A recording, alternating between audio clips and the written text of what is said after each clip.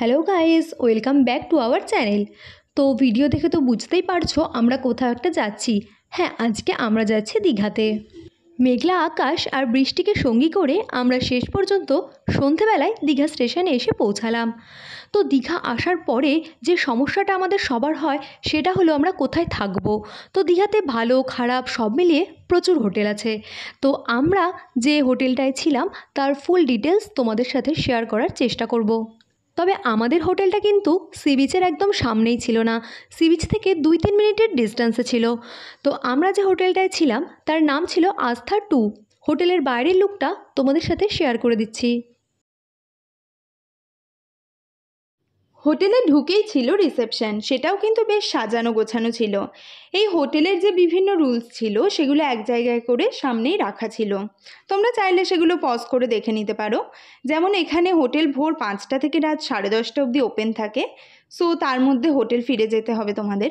Check in time সকাল 10:30 আর check out ছিল সকাল 9:30। এখানে কিন্তু হোটেলের নিজস্ব রেস্টুরেন্ট আছে, তাই বাইরে থেকে কোনো রকম কুক খাবার অ্যালাউ ছিল না। আরও কিছু কিছু রুলস আছে তাদের। এই রিসেপশন থেকে বেরিয়েই কিন্তু তোমরা 4 হুইলার, টোটো, অটো সবই পেয়ে যাবে সাইট সিইংয়ের জন্য। যাই হোক, এবার চলো আমরা যে রুমটায় ছিলাম সেটা দেখাই। এখানে কিন্তু লিফটেরও ব্যবস্থা ছিল। আমাদের রুম ছিল সেকেন্ড ফ্লোরে, অর্থাৎ 3 তলায়। 301 নাম্বার রুম ছিল আমাদের। লিফট থেকে নেমে যে স্পেসটা ছিল সেটাও খুবই সাজানো গোছানো। আমরা যেহেতু 4 জন ছিলাম তাই আমাদের সেরকমই একটু রুমের দরকার ছিল। তো চলো এবার আমাদের রুমটা কেমন ছিল সেটা তোমাদের সাথে শেয়ার করে দিই। রুমে প্রথমেই ছিল একটা বড় বেড, যাতে মোটামুটিভাবে 3 জন খুব ভালোভাবেই থাকা যাবে। এছাড়া এখানে কিন্তু বেড কভার থেকে শুরু করে কম্বল, এছাড়া যা যা ফার্নিচার ছিল তার সবই ছিল খুবই পরিষ্কার পরিচ্ছন্ন।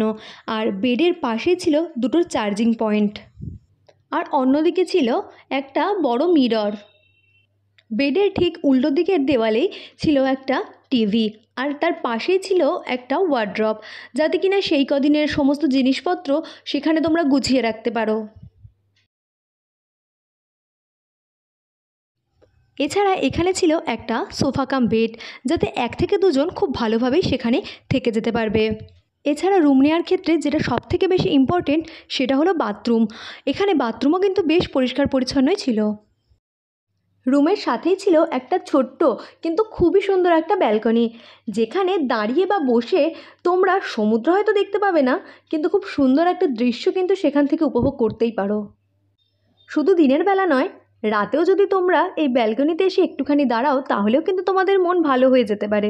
কারণ এখানে কিন্তু খুব একটা মানুষের কোলাহলও ছিল না, আবার খুব একটা গাড়ি ঘোড়ার আওয়াজও ছিল না। মোটামুটি বলতে গেলে শান্ত পরিবেশই ছিল। আচ্ছা, তবে চলো এবার তোমাদের এই হোটেলে যে রেস্টুরেন্টের কথা বলছিলাম সেই রেস্টুরেন্টটাকে দেখিয়ে দিই। রেস্টুরেন্টটাও বেশ পরিষ্কার পরিচ্ছন্ন আর গোছানোই ছিল।